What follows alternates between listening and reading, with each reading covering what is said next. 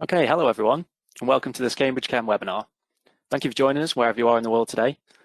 The title of today's webinar is Why do Cambridge International Schools choose Cambridge CEM assessments? Could I have the next slide, please?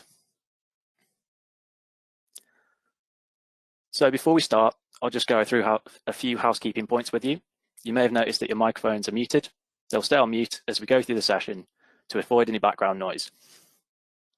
There'll be a question and answer session at the end of this webinar, so do post any questions you'd like to ask in the questions box as we go through the webinar. You can also use the questions box for any general comments.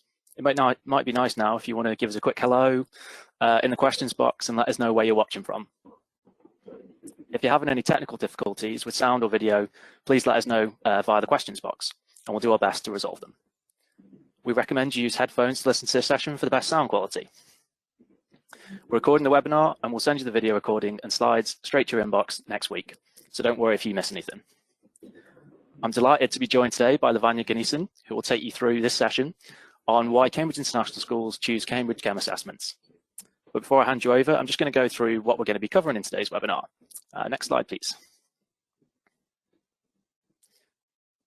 So you'll learn how CAM baseline assessments help Cambridge schools reveal student and cohort learning needs before the start of each course. You'll understand how students are likely to perform at Cambridge IGCSE, Cambridge O-level, and Cambridge International AS and A-level. Inform school-wide improvement plans and strategies that support academic achievement, and demonstrate the effectiveness of teaching and learning interventions to parents and governors. Okay, so at this point, I'm delighted to hand over to Lavanya to start the webinar. Enjoy. Thank you, Adam.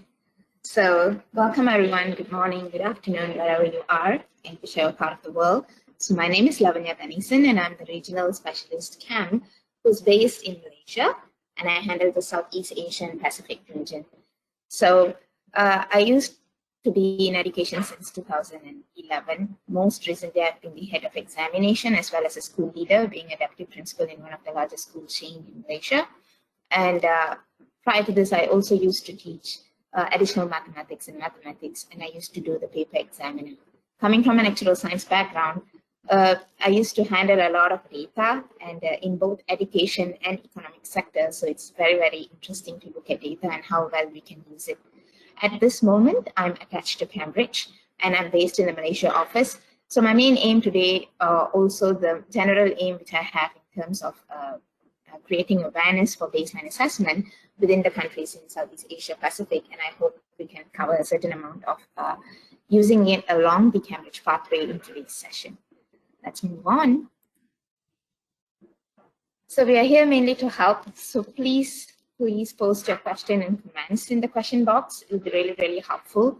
And before we start the session, I just wanted some feedback from you in terms of how do you think you use, or how important is assessment data in your decision making? Next slide, please. So that will pop out on your screen shortly. Please post your answers in the question box. I'll be really, really interested to understand how important is assessment in your context. And if there's some assessments that you are running in schools, how do you actually utilize the data in order to make any decisions? It can be at school level, it can be at middle school leaders level, or even stakeholders and shareholders level. So if you can share some of your insights, that'll be helpful. Adam, would you want to discuss any? If there's any which has been posted? Not right now. I think they're being a little bit shy at the moment, so we'll come back to this maybe a bit later. I think we've got a slide where we can pick this up a bit later in the presentation. All right, no problem then. So please feel free to put up your answers and we'll discuss that in a bit. So let's look at what we have today. Most of the time, you're pretty familiar with using the Cambridge pathway if you're using the Cambridge curriculum, and you will always be wondering what is the crucial missing piece that you have here. So you would have heard of CAM in the previous session, or it is something new to you. So let me explain a little bit on that. So Cambridge CEM stands for Center for Evaluation and Monitoring, and we are part of the Cambridge family. We offer assessment for students of the age of 3 to 19, and it is advised to be taken once a year. There are some of you who would have been very familiar with baseline assessment. Some of you are very new to it. So let's look how best we can put this to use. And just to briefly outline, CAM is mainly a baseline assessment. It doesn't particularly follow any curriculum, and it comes along. It is best used alongside the Cambridge curriculum at this point. So you'd be wondering, what are the differences between the other assessment which is offered by Cambridge, which is checkpoint, progression test, and so on. So in a typical assessment cycle, we have a summative assessment and formative assessment.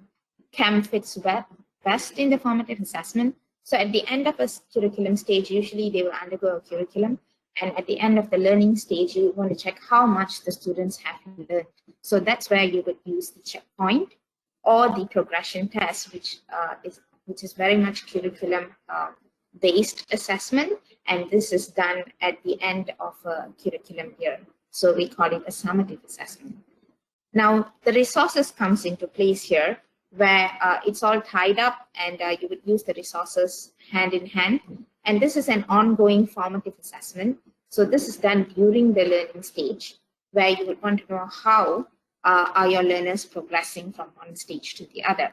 You can opt to use the progression test at this point, and there's a lot of Cambridge resources which is available, where there's end of unit tests, there's chapter basis tests where you can use it alongside. In terms of Cambridge CEM, next slide, please. In order to complete the assessment cycle with Cambridge itself, that's where Cambridge CEM plays a huge role. That's the starting point. So this is done at the start of a learning stage, where you would want to understand where is your learners at and how would you want to progress them throughout the curriculum year. So it's more of a map to tell you where to start and how to navigate through the routes. You may take a shorter route for a more advanced child, and you may take a longer route for a child who's on the average scale, or someone who requires more attention at the below average scale. So this is to understand exactly which pathway to stretch them across, and also to track how they are performing across the year. So that completes the cycle. So we always recommend schools to do Cambridge CEM at the start of an academic year, and that's why it's done once in a year, to understand the child's skills and ability in terms of their strengths and weaknesses. Use the resources which is available to guide them through the curriculum, and that's an ongoing formative assessment, which can be in the form of progression tests, end of unit tests, chapter basis tests, or any other internal assessments which you usually carry out to understand the child's acquisition of curriculum. And you end it with a end of learning stage assessment, which is a summative assessment, which comes in the form of a checkpoint test, or it can also be a progression test, which you want to do at the end of the curriculum year. I hope that gives like a general overview on where the baseline fits in this assessment cycle. And before we can move on, I just also wanted to point out here that even though it is part of Cambridge and it fits alongside the Cambridge curriculum, CAM doesn't particularly follow a curriculum, and it's best advised to be taken by students who are undergoing an English-based curriculum. Hope that helps. Let's move on to the next slide. So just to recap a little bit, Cambridge CEM is part of Cambridge University Present Assessment. It is not tied to any particular curriculum, as I mentioned just now, and it will give you reports on students' core skills, and it also provides grades, predictions for IGCSE starting from year 7 onwards, on what are the likely outcomes the children may get at year 11, and also for A levels, which is for AS and A-level stage, when they move on to their post-16 studies. On the other hand, in Cambridge Primary, you'll get information of 6 key development areas, which is slightly different from the secondary. And these key development areas will ensure that how would you want to build the building blocks in order to ensure that the child succeeds by the end of the academic year. So these are the differences in terms of primary and secondary. So primary, there are 6 different part of assessment that you're required to test, whereas in secondary, all of them are comprised into one particular assessment, which gives you an insight, and it also provides you with a prediction on what are the likely outcome the children will get at the end once they sit for a summative assessment. It really helps you in terms of raising expectation, and also to do some kind of tailored teaching and differentiated learning within your curriculum. And we'll look at it a little bit more further in the upcoming slides. Next slide, please. So just to give you a general overview how this sits with the Cambridge pathway. So for those who are running a Cambridge curriculum, this would really be a very familiar diagram to you, which you have seen prior to this. So this is the kind of assessment support which we give for every stage in Cambridge pathway. So the first one is you would see the primary pathway, where you would see at the start of an academic year, we have base and CAS, which is mapped against it, followed by Cambridge lower secondary pathway, which you will see mid-years, which is benchmarked against it, or we recommend schools to take it at the start of the year. For Cambridge upper secondary, it's GALIS, and Cambridge advanced level, we call it ALICE. You will realize that the names can be a little catchy, and they are all acronyms. So BASE stands for baseline, INCAS stands for Interactive Computer Adaptive System, Mid-Year stands for Middle Years Informative System, GALIS stands for Year 11 Informative System, and ALICE stands for Advanced Level Informative System. Now, if you realize alongside the pathway, all of these are recommended to be taken at the start of the year, purely to understand where is the children's strength and weaknesses, so you can utilize the data as much as you could for the entire academic year. And you realize at the end of the stage, you would have all the summative assessment, and as I mentioned, you can opt to take the progression test somewhere during the midway, just to understand how the children's formative or how are they acquiring their curriculum assessments over the period of study. This is one sharing which is given by one of the head of the schools in Kenya, which was quite interesting, and I wanted to share that with you guys. So the main thing they found it very useful is to develop informed teaching and learning. So that gives a very thorough understanding and utilization of data to know where exactly intervention is required, and it's best done at the start of a curriculum year. Let's move on to the next one.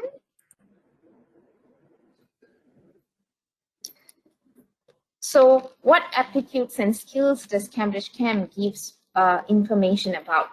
So the main thing across your group, it does test reading vocabulary as a whole, which covers the literacy section, mathematical numeracy skill of a child, and non-verbal sections. So the non-verbal section does cover a certain amount of scientific inquiry as well as cognitive skills on how the children are responding. Now, these are the generic level, part which is covered from primary right up to secondary level.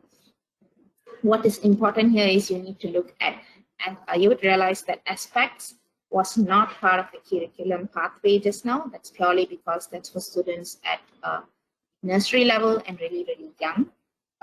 So there, in terms of aspects and days, there's a slight difference compared to all the other assessment which is provided.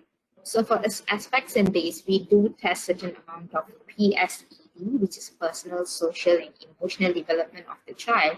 And for aspects, we also do test their motor development. This is also to identify any special needs traits. Of course, it doesn't give us a solution, but it highlights that, and it kinds of manage the expectation on what we can communicate with the parents. And because it's an external system, it makes it a little bit more easier to show some kind of diagnosis at such a young age. And that makes it helpful to help the children accordingly. Apart from that, when it goes to INCAS is for students at primary level, which is year 1 to year 6. And that's where you have 6 different modules which is tested. You'll be able to see that on screen. For secondary, starting from mid-years to GALIS, as well as ALICE for advanced level, they all test the same kind of data, which is vocabulary, maths, as well as non-verbal. And the non-verbal sections differ between each stage, just to get a better understanding of where is the children's acquisition is. All of these tests are adaptive, so it adapts according to the child's ability, and you'll be able to see that they, depending on how they react, the question becomes progressively difficult if they get correct answers. So the system navigates accordingly. Hope that explains this. Let's move on to the next one. So why are we here? In terms of a teacher's need or how can help a teacher's need better. So in terms of using CAM, even in my own personal experience when I was a teacher and school leader, it was very, very helpful in terms of looking at the data from a teacher's point of view, as well as looking at the data from a middle management point of view. So in this case, for a teacher, it is really, really helpful to understand what your class is about and how are their individual needs. It is so, especially when you're going to a new set of students in a classroom, at the start of an academic year, it always takes at least 1 to 2 months to engage with the children and also to understand where's their strength and weaknesses within your subject of delivery. Having this data is so delightful, and it makes it easier for you to make things at an accelerated pathway, and you'll be able to fix their diagnosis much earlier. So yeah, setting target is one of the main things which was helpful for me, especially if they're going to exam classes. And it is a main evidence building data point where you can use for development and also to build a portfolio of evidence of each student, especially if they're having a transition from one stage to the other, and key transitional phases like from year 9 to year 10, and to look at what are the possible subject options they can pick.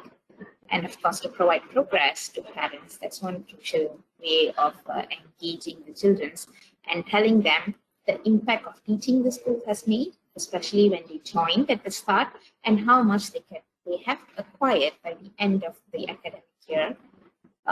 Is more of a gauging point to where they started and where they have ended. Now, when it comes to the next point,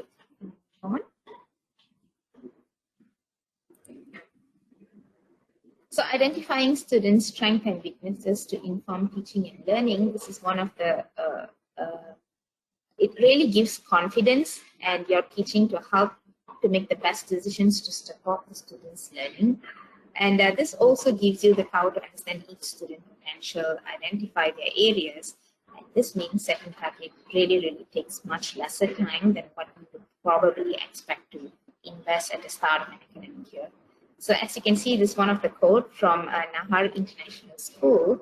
The principal has shared that it is so useful using this data to help the teachers validate their own opinion and also ask the right question at the start of an academic year, which give them a deeper understanding of the students' needs as they progress through the Cambridge curriculum throughout the academic year. Let's move on. Now, as I mentioned, we also provide prediction for likely outcome of student grades as early as year 7 for IGCSE, and for year 10 and for year 12 and 13 for A levels. So this is one of them who have really found the outcomes very useful, and it is with a lot of confidence they have mentioned that the YELIS, using YELIS assessment at upper secondary and ALICE at advanced level, really help them to understand and monitor the students' progress, mainly during the pandemic. This would have been really helpful.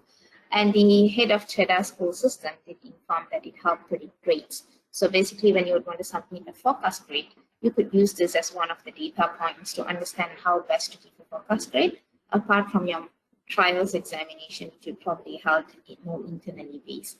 And it is also very helpful to select the right subject choices. So this is transitioning from year 9 into year 10, and it's definitely not the only data point. It's one of the data point used to tell the students, this is your likely strength, this is probably what you should reconsider, and this is the variety of choices which is presented to you in your key transitional phases. So these are a few sharings which was given by school leaders who have been using TIM assessment for a long period of time, and what best worked for them. So let's move on a little bit. So we have reached one part or half part way. So you'll have a quick poll here just to understand what you use to understand your student ability at the start of an academic year. It's more of how do you do things in your school. It can be a baseline assessment, any other baseline assessment. It can be an internal assessment where you set in school and not in school. It can also be a teacher developed assessment, or you prefer to do it in terms of a classroom interaction and observation. And If none of the above and you're using some of the others, please elaborate in the question box and we'll be happy to understand that. So I will really look forward for you to be keying in the quick poll here. It can take about 2 to 3 minutes. The answers are just coming in now. We'll wait a few more seconds to make sure that everyone has time to vote. It's interesting.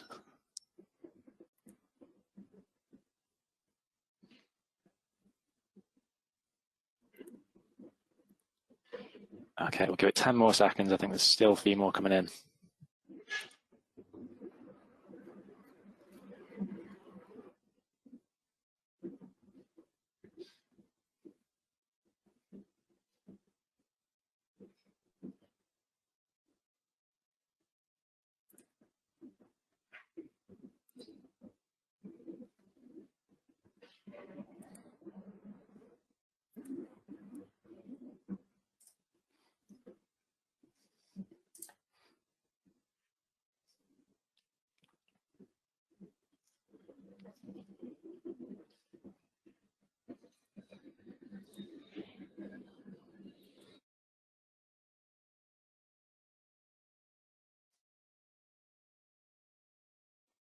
Okay, I think we're about done. So let's share the results. Thanks, Adam. I can see the results and I'm sure the rest can see it. It's quite interesting to understand that 45% uses internal assessment. Then this session will really be beneficial for you just to understand how an external system can show evidence in terms of to guide the teachers doing it the right way they're doing it. 44% right behind it is teacher developed assessment. I'll be quite interested to understand what kind of assessment is that, if you can share some of it in the question box. And followed by that, we have the highest of all, sorry that I couldn't see the color there, in terms of classroom interaction observation. I'll be also happy to understand that a little bit more, because it is a little bit of time consuming. So if you have quite a big cohort of students, then it will be great sharing to know how this is managed. And the next or the fourth one here is baseline assessment, which followed by 34%, and we have 3% who selected the others. Thank you so much for answering this, and this gives us a better understanding of how do you manage the starting point in your school mainly. And let's move on to the next part, which talks about informing the whole school's improvement and how this works about. So here, in terms of school leaders, when we talk about how this is helpful and what's happening in this context, is for school leaders, because I've played both the roles, so yeah, it is slightly different when it comes to senior leadership. It's very useful to benchmark the success of the school and also to use the data to drive departmental-wide and school-wide strategies. So it can be looking at resources, where do we spend most of the resources, and it also to measure what kind of implemented strategies does work compared to one year to the other.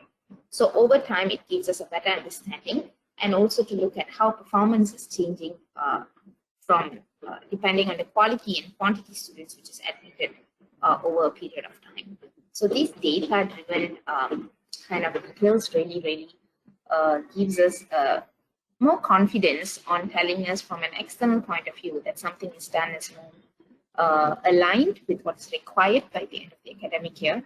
And of course, not forgetting the effectiveness of the school in terms of teaching and how far ahead the school is in certain areas compared to the others. Let's move on. So here, in terms of informing whole school's improvement, there's one from Cairo English School in Egypt. They did mention that the data is used as an evidence of school performance over time, and it is something that is unbiased and it shows a true reflection on how schools use data. And as I mentioned, to see if they're aligned with what is required to be done. So that's another sharing point. So I'll be talking through to you a little bit on how to incorporate this within your lesson plans. It's a common thing all teachers look at probably on a weekly basis or even on a monthly basis or even on a term basis. So I've categorized this into how you can use it on classroom and leadership. So classroom is very much relevant to teachers, and leadership is very much relevant to head of departments, school principals, middle management group, or even higher tier management group. So here you will see that I've broken down the lesson plan into 3 terms, which is likely the term which you run in an academic year. And I've moved to term 1 back at the end just to show you what are the points that term data can be very helpful. So what does this actually look like in practice? I'm sure you can read this. It's quite a text-heavy slide, so you can read it at your own pace. But I'm just going to pick out a few to kind of identify and tell you which are the areas that you can use and what is the data that you can implement in this. Next, please.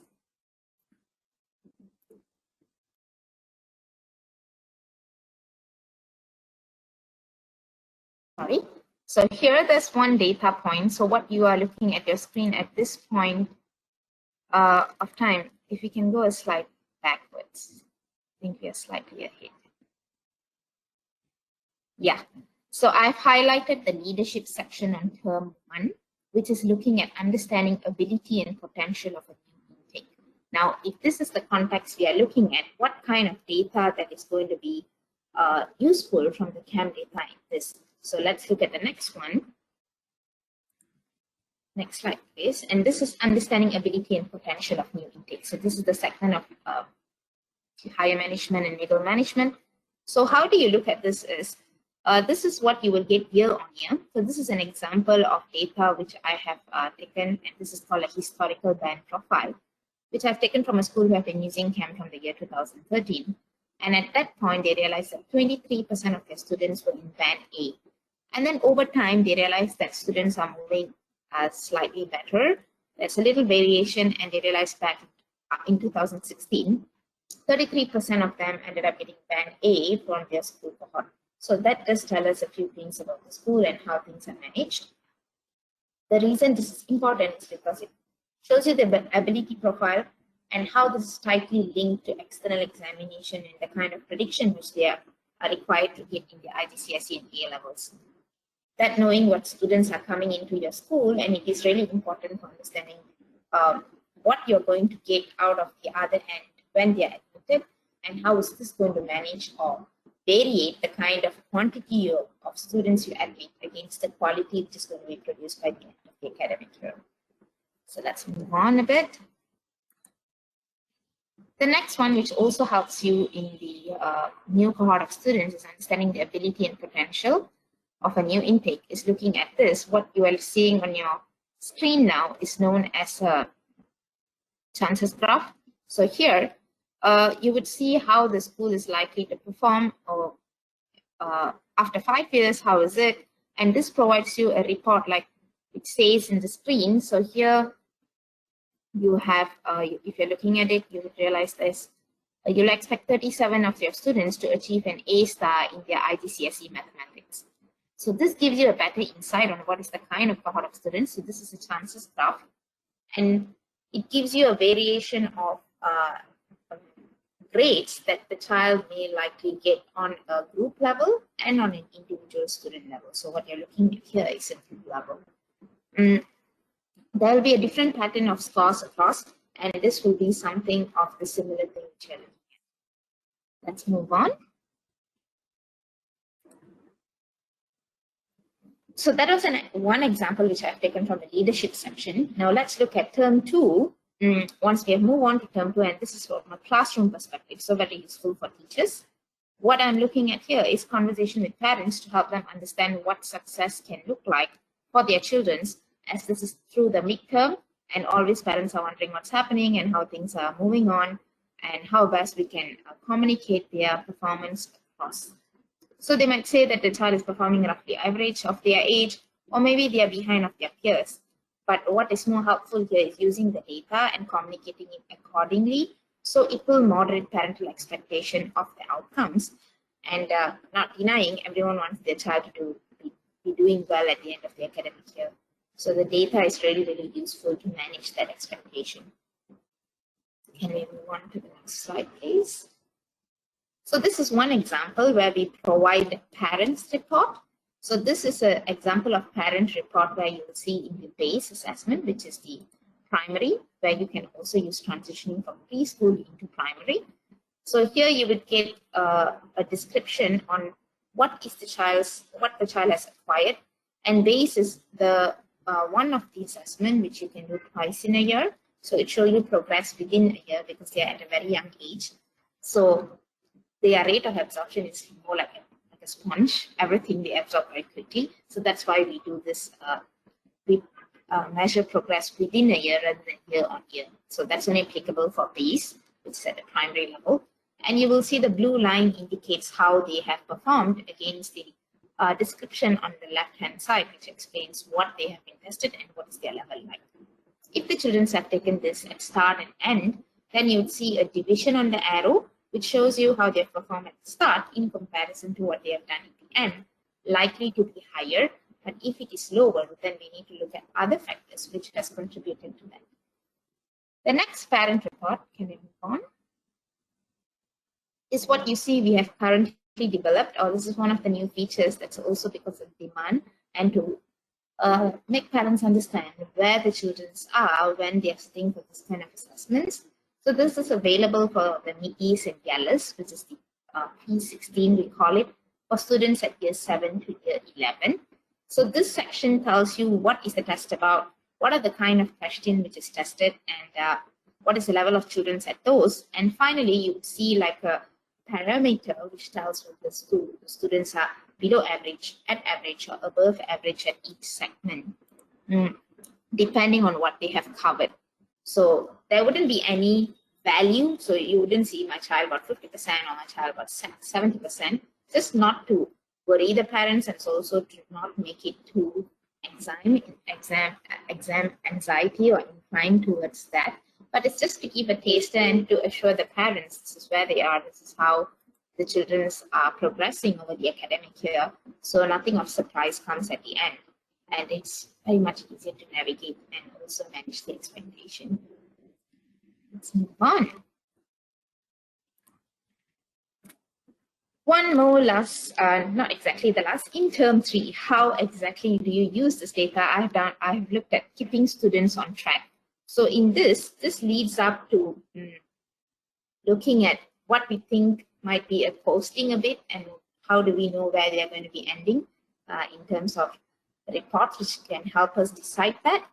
So let's look at what kind of reports helps that. Next.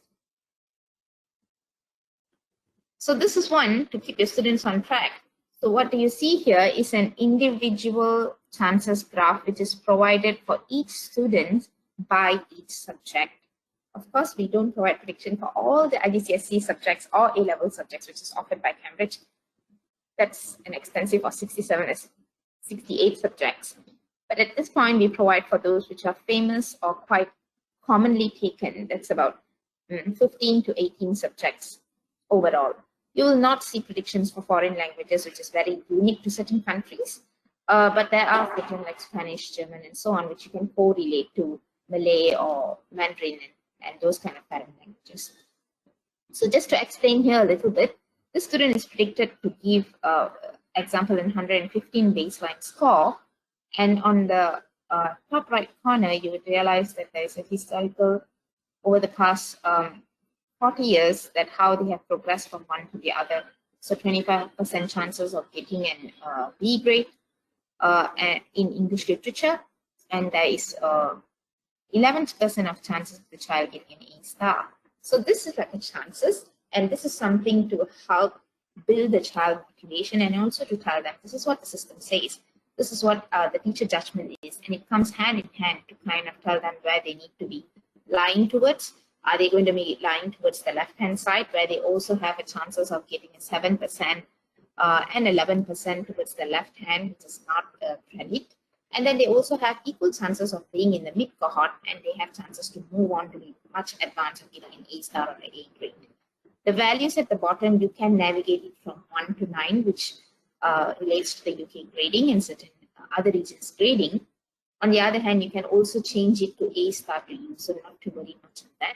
You would realize there's an adjust button on top, which helps teachers to tell we are using this, and there's about 6 months or even 1 year to prepare the children for their real examination. I think the child will do better by 10% or even 20%. You can key in that at the adjust button, and the graph will change accordingly by subject. I find this very, very useful for subject teachers, especially when they are setting certain goal and expectation with students, as well as for the students to also have certain amount of confidence and motivation to look forward to what they're working at for that academic year. And the last part, finally, let's move on to the last part of how this works on a lesson plan kind of a mode, or in terms of a school improvement, is I'm back to term 1. And this is separately because normally in term 1, we are looking at information on our new intake. So here I'm looking at comparing outcomes with goals and understand what went well and where improvements are needed. So this is kind of reflecting on what we have seen prior to this and improving that in the new batch of students. So here we are going to the next part. You would realize this is comparing students' outcome with their goals. So here what you're seeing on your screen, you will get this kind of an average residual by subtract. So what does this mean is, once the students have sat for their real exams, that results are fed back into the CAM system. And the system will project a value-added data, which tells you what has been predicted against what the children ended up getting in their real exams. So this gave you a lively idea on what worked and what didn't work from one subject to the other. And it's very, very insightful to look at it from 1 year to the other in terms of quantity and quality of students, as I mentioned earlier. So this also tells you what intervention did work, what didn't work, or probably if there is a decline. And if there is a negative residual, that's probably highlighting there's a frequent teacher change or some other factors. One good example is the pandemic, because people tend to transit immediately to virtual learning and everyone took time to adapt to those kind of things. So this is a good value-added report and it gives a lot of insights when you're looking at it from 1 year to the other. And the next kind of comparing schools against the region and also the other UK national schools. So this report tells you. So you see a report on my left-hand side that is basically telling you how to compare the average performance of your school in terms of other countries, as well as a group of schools like Felicia and so on in terms of comparing yourself. So you will see that the dots or the circles indicates the average standardized score of your particular group against other groups, which is indicated by the bracket, and how much you can range or you can hover around that. So the chart is very, very helpful to look at on average what's happening and how things are working around.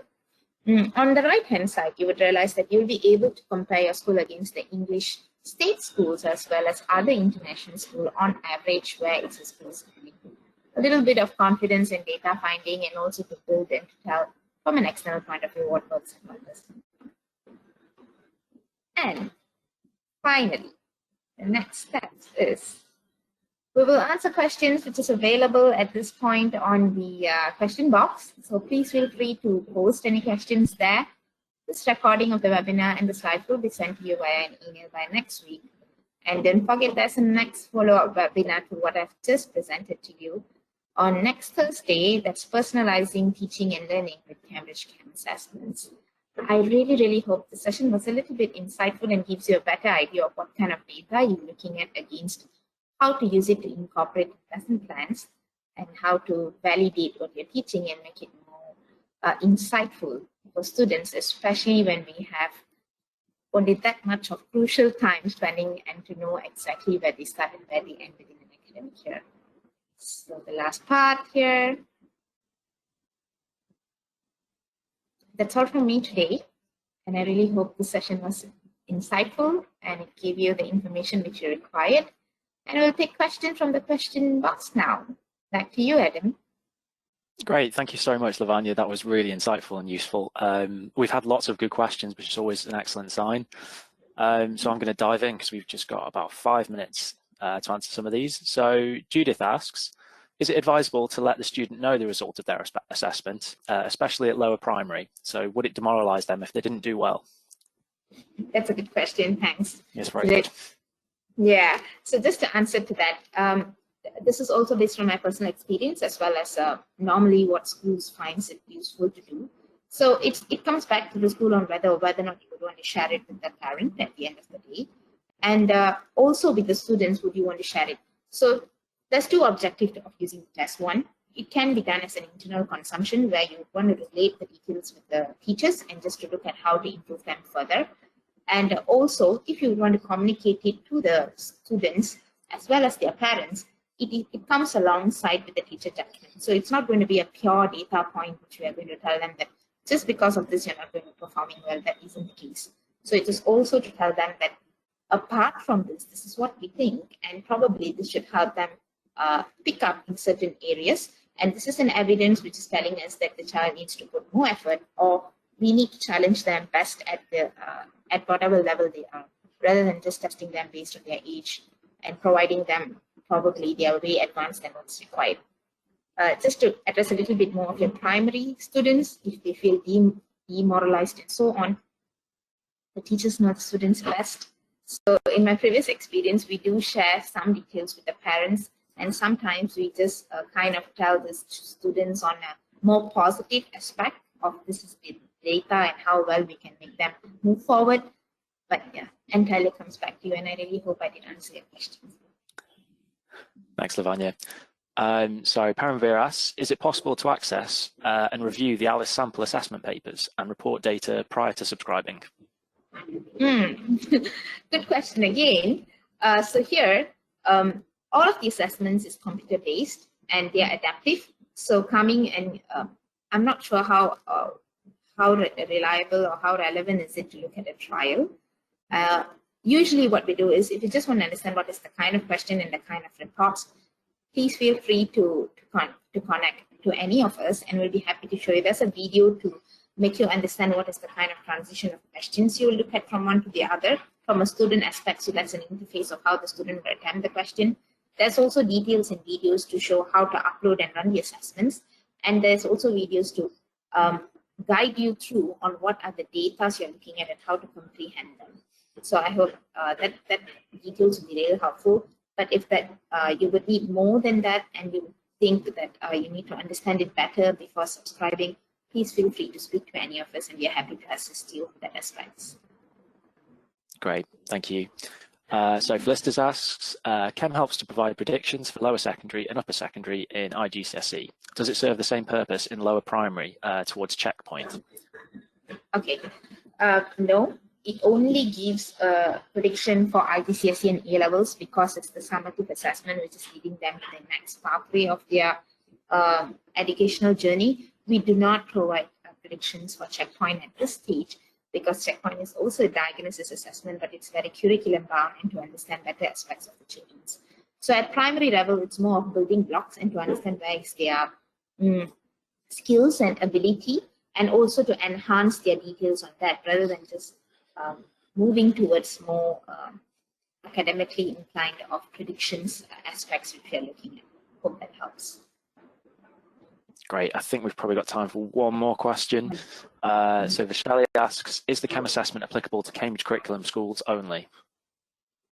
No, as I mentioned, this is whatever I've told today, it's very in line with the Cambridge pathway. So if you're using Cambridge pathway, this comes a little bit more handy because you know where to start, where to end, and what is the other assessments which is provided and how to link them together. But of course, if you're using any other curriculum, provided it's an English-based curriculum, you can use Chem assessments because it's not bounded to any curriculum. Instead, it gives you a holistic and a view of how these children are benchmarked against each level of their literacy and literacy skills. Great. I think that's probably all we've got time with because my watch says it's 9:15 at the moment. Yes, so I think that's all we've got time for today. We hope you've all enjoyed the webinar, and thank you all for your questions. They've been great. I know we haven't got around to answering all of them, so we'll strive to do that within the next week. We'll reply to you via email. Huge thank you to Lavanya for taking the time to be with us today. As I said earlier, we'll send the video recording and slides to you next week, so you can revisit them and share them with colleagues if you want to. If you enjoyed today's webinar, we're hosting 2 more, one in July and one in September, as Lavanya mentioned earlier. The next one will look at personalising learning with Chem assessments. That's the one in July. And then the one after that is maximising student potential with Chem predictions. So look out for those. You can also join the mailing list, and I think there'll be a survey after this webinar where you can subscribe to that. So we hope you enjoy the rest of your day, and thank you again for joining us. Thank you. Thank you so much, and have a great day. Take care, everyone. Cheers. Bye. Bye.